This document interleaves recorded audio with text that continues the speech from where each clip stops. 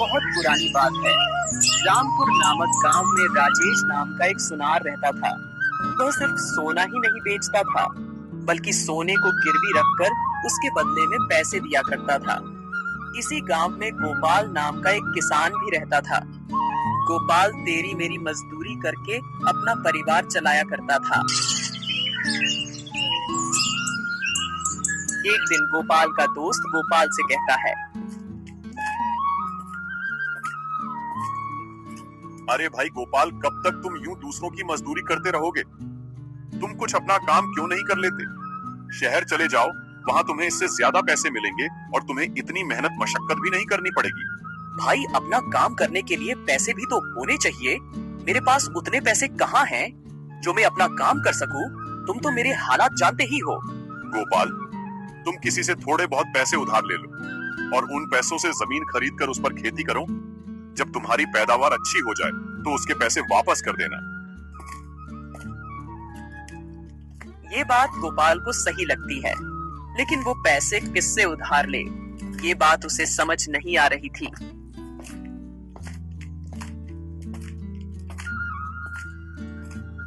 इसलिए गोपाल अपनी पत्नी का मंगलसूत्र लेकर राजेश सुनार के पास जाता है।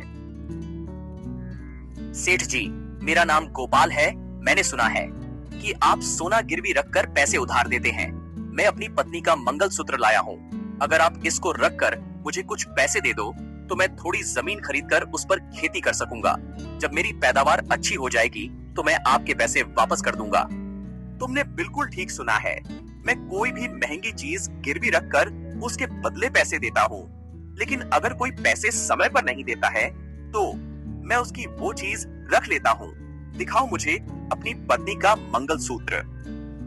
गोपाल सुनार को अपनी पत्नी का मंगलसूत्र दे देता है।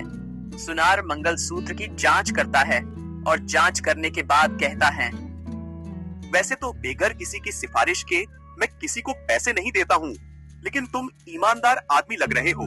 बस इसलिए मैं ये मंगलसूत्र गिरवी रखकर तुम्हें पैसे दे रहा हूँ। लेकिन ध्यान रहे, जैसा कि मैंने तुम्हें अभी बताया है, अगर तुमने वक्त पर ब्याज के साथ पैसे वापस नहीं करे तो मैं तुम्हें ये मंगलसूत्र वापस नहीं करूंगा। गोपाल सुनार की बात मान लेता है और सुनार से पैसे लेकर चला जाता है। फिर गोपाल उन पैसों से 2 बीघा जमीन खरीदता है और उस जमीन पर खेती करता है। कुछ ही दिनों में उसके खेतों में अच्छी फसल हो जाती है।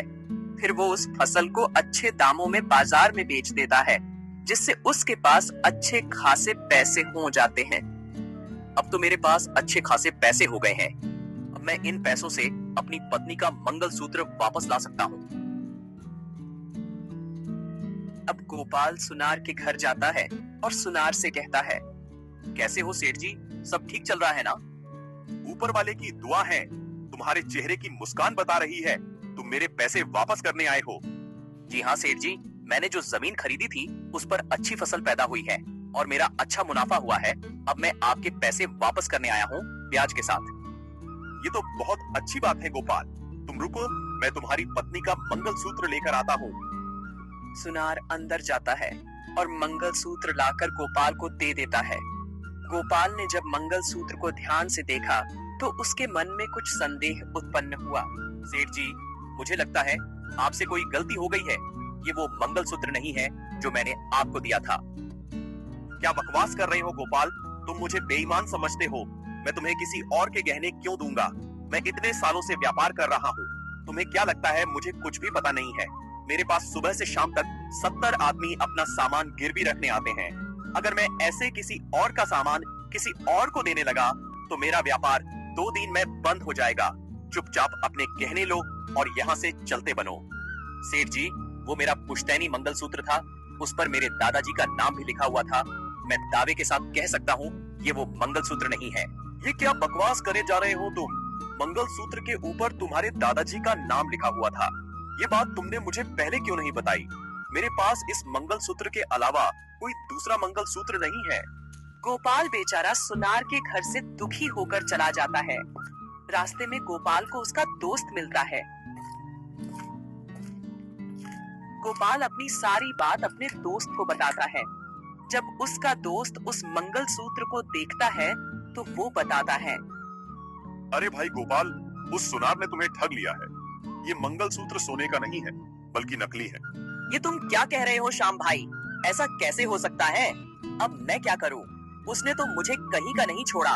इतनी मेहनत से खेती की थी और सारी बर्बाद हो गई। गोपाल भाई, तुम एक काम करो, गांव के मुखिया के पास जाओ और उनसे अपनी सारी बात बताना। अब वो ही कुछ कर सकते हैं। अब गोपाल मुखिया के घर की ओर चल पड़ता है और मुखिया के घर पहुंचकर मुखिया से कहता है, मुखिया जी, मैं एक परेशानी लेकर आपके पास आया हूँ। बताओ गोपाल, क्या परेशानी है तुम्हारी? मैंने अपनी पत्नी का मंगलसूत्र राजेश सुनार के पास गिरवी रखकर उससे कुछ पैसे लिए थे और जब मैं उससे अपनी पत्नी का मंगलसूत्र वापस लेने गया तो उसने मुझे ये नकली मंगलसूत्र पकड़ा दिया। मुखिया ने तुरंत राजेश सुनार को बुलाया और उससे कहा, राजेश, तुमने ये बेईमानी का काम कब से शुरू कर दिया? तुम्हारे पिताजी तो ऐसे नहीं थे। तुम गरीब लोगों की मजबूरी का फायदा उठाते हो। मुखिया जी, तुम तो जानते ही हो ये हमारा कितना पुराना काम है। भला मैं ऐसा क्यों करूंगा? किसी का असली सोना लेकर उसे नकली दे दूं। इस तरह तो मेरा धंधा ही बंद हो जाएगा। इस आदमी के अलावा आज तक मुझ पर किसी ने इल्जाम नहीं लगाया है। गोपाल, राजेश ने तुम्हें धोखा दिया है। तुम्हारे पास इसका कोई सबूत है? मुखिया जी, मैंने जो मंगलसूत्र इनके पास गिरवी रखा था उस पर मेरे दादाजी का नाम लिखा हुआ था, लेकिन इन्होंने जो मुझे मंगलसूत्र वापस किया है उस पर कुछ भी नहीं लिखा है। जब ये मंगलसूत्र मैंने अपने दोस्त को दिखाया तो उसने इसको नकली बताया था। अब इसके अलावा मैं क्या सबूत दे सकता हूँ? मुखिया जी, जब मैंने मंगलसूत्र गिरवी लिया था तो मैंने उससे जांचा नहीं था कि मंगलसूत्र असली है या नकली। वैसे तो मैं सोना देखकर ही गिरवी रखता हूँ, लेकिन मुझे गोपाल ईमानदार आदमी लगा, इसलिए मैंने मंगलसूत्र की जांच नहीं की। मुझे क्या पता था ये इतना बड़ा मक्कार है। तुम दोनों की बात सुनकर मुझे कुछ समझ नहीं आ रहा है। किसकी बात पर भरोसा किया जाए और किसकी पर नहीं किया जाए, इसलिए तुम दोनों यहाँ से जा सकते हो। परिस्थितियाँ और अधिक ना बिगड़े इसलिए। ये बात सुनकर राजेश सुनार बहुत खुश होता है, लेकिन गोपाल बहुत दुखी होता है। दोनों मुखिया के घर से चले जाते हैं। फिर मुखिया कहता है, मुझे लग रहा है कि सुनार झूठ बोल रहा है, क्योंकि सुनार ने कहा था कि गोपाल ने उसको नकली सोना दिया होगा, लेकिन कोई सुनार नकली सोने को असली सोना समझने की गलती नहीं कर सकता। और अगर उस किसान को धोखा देना ही होता तो वह ब्याज सहित कर्ज चुकाने आता ही क्यों? इसलिए मुझे लगता है सुनार ही धोखेबाज है। तुम सही कह रहे हो मुखिया जी। इस तरह तो इसने बहुत से गरीब लोगों को लूटा होगा। मैं चाहता हूँ कि वो सुनार रंगे हाथों पकड़ा जाए। तुम एक काम करो, किसी तरह तुम सुनार का वो संदूक जिसमें वो सोना रखता है यहाँ तक ले आओ, तो हम सुनार की बेईमानी को साबित कर सकते हैं। मुखिया जी, तुम सही कह रहे हो। मेरे पास एक सोने का हार है। मैं कल भेस बदलकर उस सुनार के पास जाऊंगा और उससे हार को गिरवी रखने के लिए कहूंगा। अगर उसने मुझे नकली हार दिया तो सुनार का सारा राज खुल जाएगा। मुखिया का आदमी ऐसा ही करता है और अगले दिन वो हार लेकर सुनार के घर पहुंच जाता है। सेठ जी, मैं ये सोने का हार लाया हूँ। आप इसको गिरवी रखकर मुझे कुछ पैसे दे दो या फिर इस हार को खरीद लो। सुनार ने हार हाथ में लिया और ध्यान से उसे जांचने परखने लगा, लेकिन सुनार को इस बात का भी शक हो रहा था कि सामने वाला व्यक्ति कोई व्यापारी तो नहीं लगता। इसका मतलब ये आदमी हार चोरी करके लाया है। मुझे इसकी कीमत कम से कम लगानी चाहिए। मैं इस हार को खरीदना तो नहीं चाहता, लेकिन तुम कह रहे हो तो मैं खरीद लूंगा। लेकिन मैं इस हार के तुम्हें केवल 2000 रुपए ही दे सकता हूँ। इसके ऊपर मैं तुम्हें 1 रुपया भी नहीं दे सकता। बेचना है तो बताओ, वरना चलते बनो। सेठ जी, इस हार की कीमत तो बहुत कम लगा रहे हो आप। कम से कम 4000 रुपए तो दो। सेठ जी, अगर मुझे पैसों की जरूरत ना होती तो मैं ये हार कभी नहीं बेचता। जब किसी आदमी को पैसों की जरूरत होती है तभी आदमी अपनी कोई चीज बेचता है। तुम ये कोई नया नहीं कर रहे हो। मैं तुम्हें इस हार के 3000 रुपए दे सकता हूँ। बेचना है तो बात करो, वरना चलते बनो। सेठ जी, मैं ये हार आपको 3000 रुपए का देने के लिए तैयार हूँ, क्योंकि मेरे पास और कोई चारा नहीं है। सुनार अरविंद को हार के 3000 रुपए दे देता है और फिर अरविंद 3000 रुपए लेकर वहां से चला जाता है।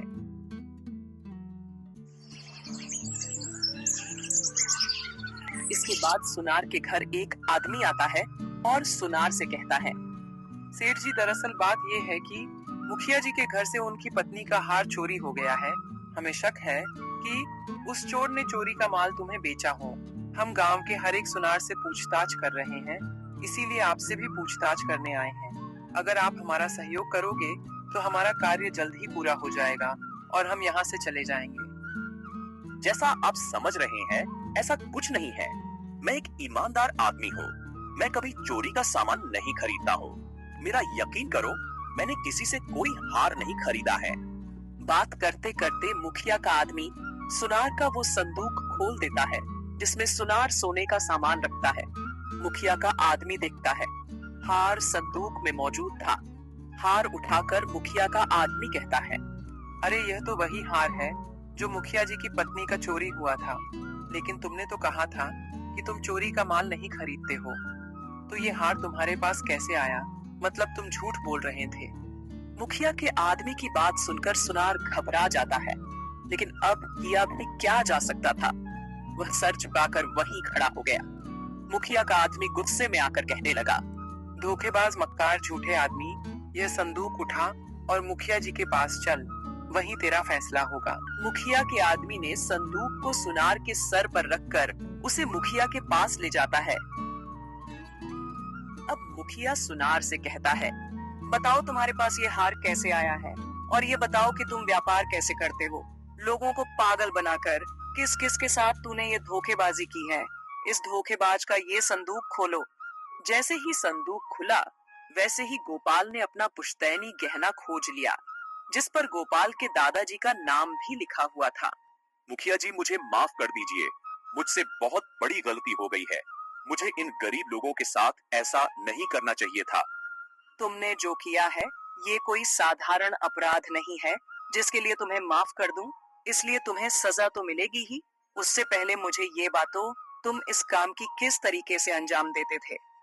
दरअसल बात ये है कि जो लोग मेरे पास गहने गिरवी रखने आते थे, मैं उन गहनों को गिरवी रखकर हूबहू वैसे ही नकली गहने बनवाकर उन्हें लौटा दिया करता था। जब लोगों को मेरे इस छल का पता चलता था तो वे मेरे पास आते थे। मैं उल्टा उन पर ही इल्जाम लगाकर उन्हें वहां से भगा देता था। ये हार चोरी का है, मुझे मालूम था, लेकिन मैंने लालच में आकर उस आदमी से ये हार खरीद लिया था। मुखिया जी, अब मैंने आपको अपनी सारी बात बता दी है। अब तो मुझे माफ कर दो। तुम्हें सजा तो जरूर मिलेगी, वरना कल कोई और तुम्हारी जैसी हरकत करेगा, इसलिए तुम्हें इस गांव से निकाला जाता है और कभी भी इस गांव में आने की कोशिश मत करना। इस तरह मुखिया गांव के बहुत से आदमियों को इंसाफ दिलाता है।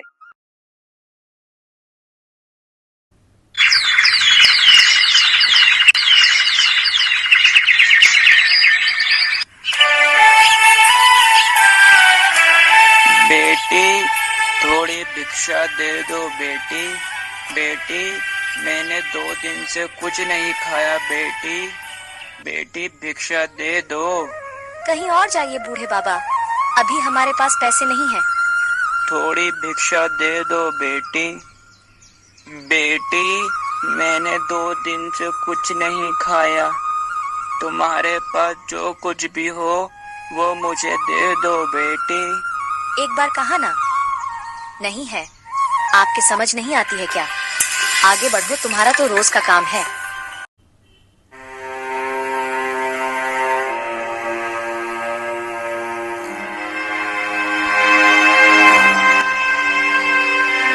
बेटा, थोड़ी भिक्षा दोगे क्या?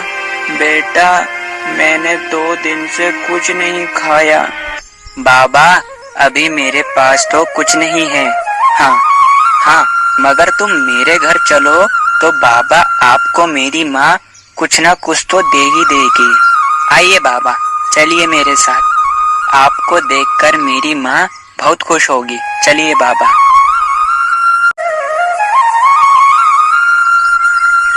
माँ, ओ माँ, माँ, देखिए बाहर कौन आया है। माँ, इन्हें कुछ खाने के लिए दीजिए ना। इन बूढ़े बाबा को बहुत तेज भूख लग रही है।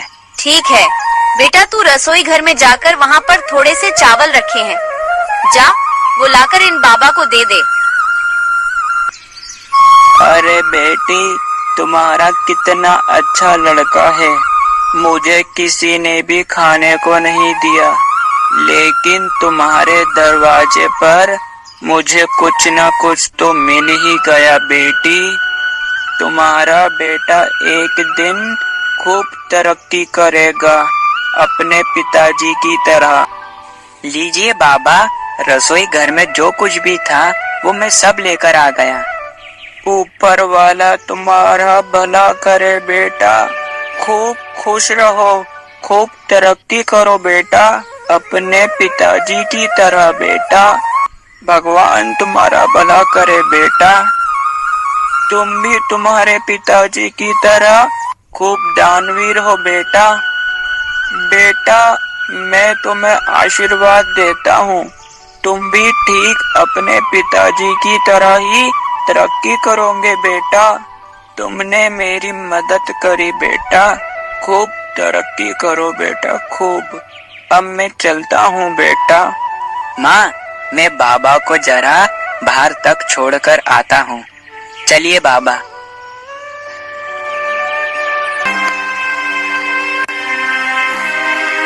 माँ, मुझे बहुत तेज भूख लग रही है, कुछ खाने को दीजिए ना। अरे बेटा, जो कुछ भी घर में रखा था वो तूने उन बूढ़े बाबा को दे दिया, अब घर में कुछ भी खाने को नहीं है। नहीं नहीं माँ, मुझे भूख नहीं लग रही। बेटा, मगर बेटा तू चिंता मत कर, मैं अभी तेरे लिए कुछ ना कुछ तो बनाती हूँ। असल में जब किसी को भूख लगी हो तो उसे खाली हाथ नहीं भेजना चाहिए। बेटा, तुम्हारे पिताजी के पास जो कुछ भी होता था वो सब बांट देते थे, इसलिए आज उनके मरने के बाद हमारे पास कुछ भी नहीं बचा। माँ तुम क्यों रोती हो? माँ चुप हो जाओ। माँ, एक दिन बड़ा होकर मैं तुम्हारी सभी दिक्कतें दूर कर दूंगा माँ। मेरा प्यारा बेटा।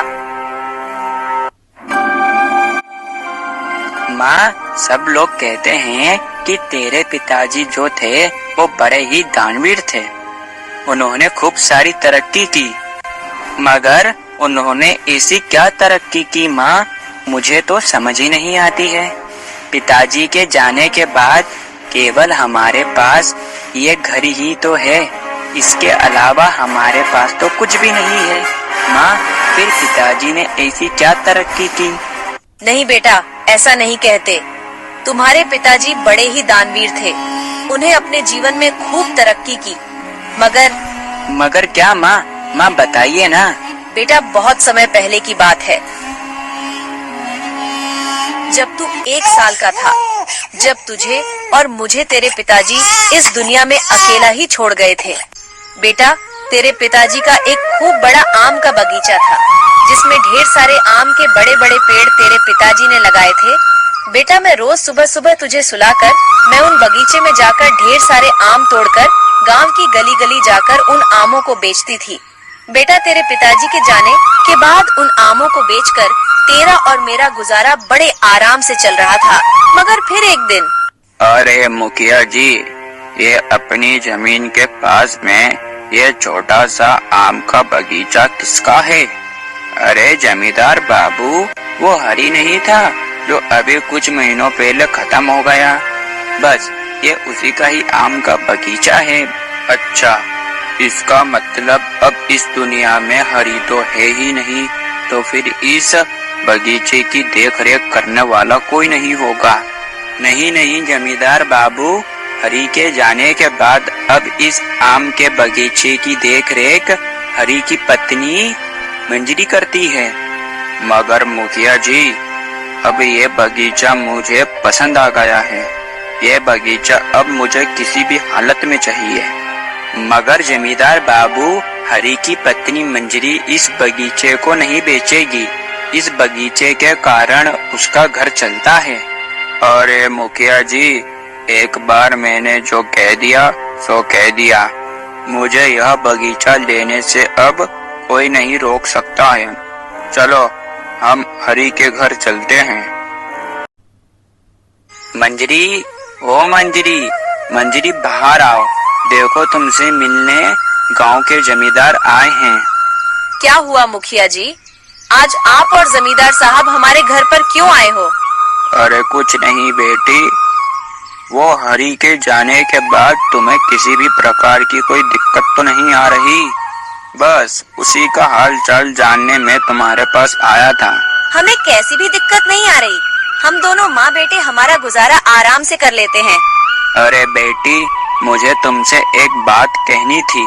वो बात कहनी तो नहीं चाहिए, मगर अब मैं क्या करूं, कहनी पड़ेगी। बेटी, तुम्हारे पति हरि ने आज से कुछ महीनों पहले मुझसे कुछ पैसे ब्याज की तौर पर उधार लिए थे, जब वो आम का बगीचा खरीद रहा था। बेटी, तुम्हारे पति ने जीते जी तो वो मेरे पैसे लौटाए नहीं, तो फिर अब मेरे पैसे कौन लौटाएगा? उन्होंने तो हमें कभी भी नहीं बताया कि उन्होंने तुमसे पैसे उधार लिए हैं।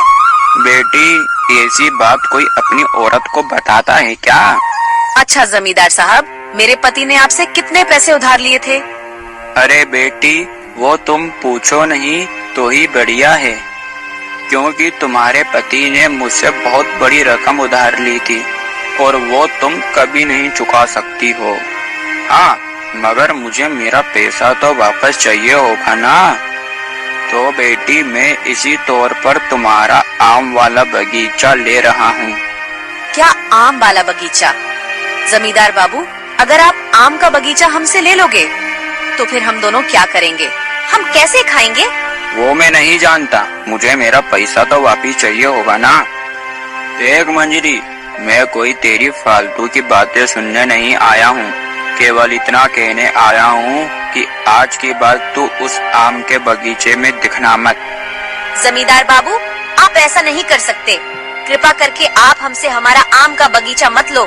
मैं आपके हाथ जोड़ती हूँ।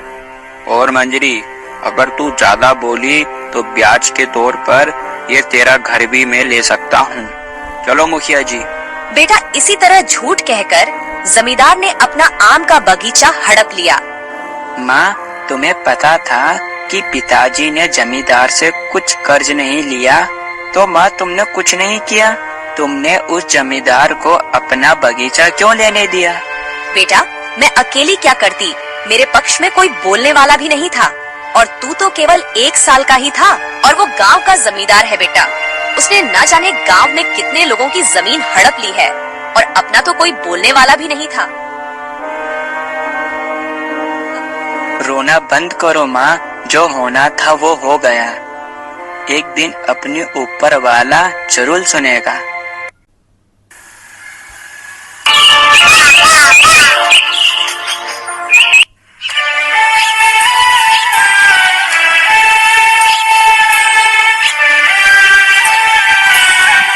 माँ, ओ माँ, माँ देखिए कितनी सुबह हो गई।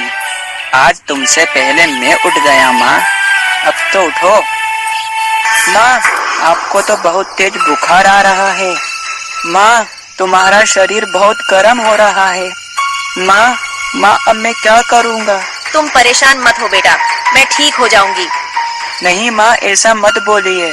मैं अभी जाकर वैद्य जी को बुलाकर लाता हूँ। बेटा, बिना पैसे के डॉक्टर कैसे आएगा? तो माँ आप ही बता दो, मुझे पैसे कहाँ से मिलेंगे माँ? तू मेरी बात ध्यान से सुन। गांव में तेरी चाची की दुकान है ना बेटा, वहाँ तू जा और चाची को बताना कि मेरी माँ की बहुत तेज तबीयत खराब है, मुझे कुछ पैसे उधार दे दो। ठीक है माँ, मैं जाता हूँ। माँ, तुम अपना ध्यान रखना। चाची, मेरी माँ की तबीयत बहुत ज्यादा खराब हो रही है, मैं इसीलिए आपके पास आया हूँ। चाची, मुझे जल्दी से कुछ पैसे उधार दे दो चाची। मुझे वैद्य जी को जल्दी से जल्दी अपने घर लेकर जाना है। क्या तेरी माँ की तबीयत खराब हो रही है? तो इसमें मैं क्या कर सकती हूँ? चाची, मुझे जल्दी से कुछ पैसे उधार दे दीजिए, वरना मेरी माँ को कुछ हो जाएगा चाची। तू पैसे तो ऐसे मांग रहा है जैसे कोई तू हमें पैसा उधार देकर गया हो। हमारे पास क्या पैसे का पेड़ लगता है, अभी मेरे पास पैसे नहीं है, आगे जाओ। चाची, आप ऐसा क्यों बोल रही हो? चाची मुझे कुछ पैसे उधार दे दो, हम लौटा देंगे आपके पैसे। एक बार में तेरे समझ नहीं आता क्या? जा यहाँ से।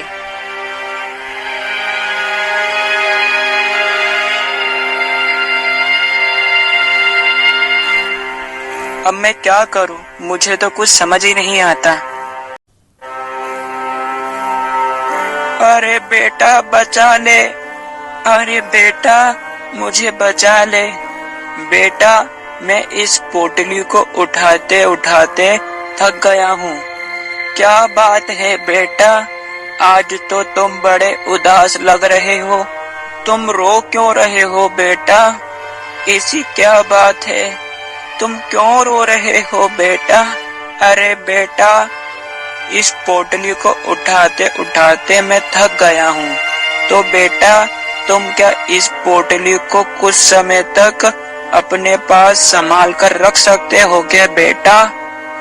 बेटा मैं कुछ समय बाद ये मंदिर से आता हूँ, फिर मैं आकर तुमसे यह पोटली ले लूंगा बेटा। कोई बात नहीं बाबा, आप जाइए, मैं इस पोटली का ध्यान रखता हूँ। बेटा तुम तो अपने पिताजी पर गए हो, बेझिझक सबकी मदद करते हो।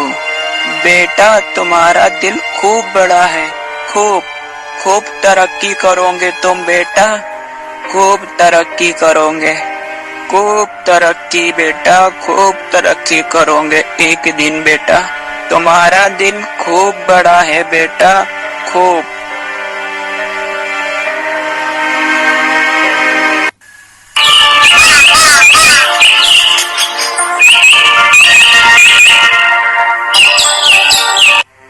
बाबा अभी तक आए क्यों नहीं? अब तो सूरज भी ढलने वाला है। वो तो मंदिर गए थे, मगर अभी तक आए क्यों नहीं? चलो एक बार मैं मंदिर जाकर देखता हूँ। पंडित जी मुझे आपसे एक बात पूछनी थी। पहले तुम मुझे यह बताओ, तुम बहुत दुखी लग रहे हो। मुझे लगता है आज सुबह से तुमने कुछ नहीं खाया है। मुझे लगता है आज तुम बहुत परेशान हो। ये तो आपने बिल्कुल सही कहा महाराज, मैं बड़ा परेशान हूँ। लेकिन हुआ क्या है? बेटा इस पोटली को उठाते उठाते मैं थक गया हूँ। तो बेटा तुम क्या इस पोटली को कुछ समय तक अपने पास संभाल कर रख सकते हो क्या बेटा? बेटा मैं कुछ समय बाद ये मंदिर से आता हूँ, फिर मैं आकर तुमसे यह पोटली ले लूंगा बेटा। लेकिन बेटा यहाँ पर तो अभी कोई भी नहीं आया है। बेटा तुम इस पोटली को खोलकर तो देखो। लेकिन इतने सारे पैसे, लेकिन ये पैसे मेरे नहीं हैं। मुझे तो लगता है यह चमत्कार ऊपर वाले का ही है। जाओ बेटा जाओ और जल्दी से जाकर अपनी माता का इलाज करवाओ। तुम्हारे पिताजी मददगार और परोपकारी थे। आज उन्हीं के अच्छे कर्मों का फल तुम्हें मिला बेटा। उन्हें मेरा धन्यवाद कहना।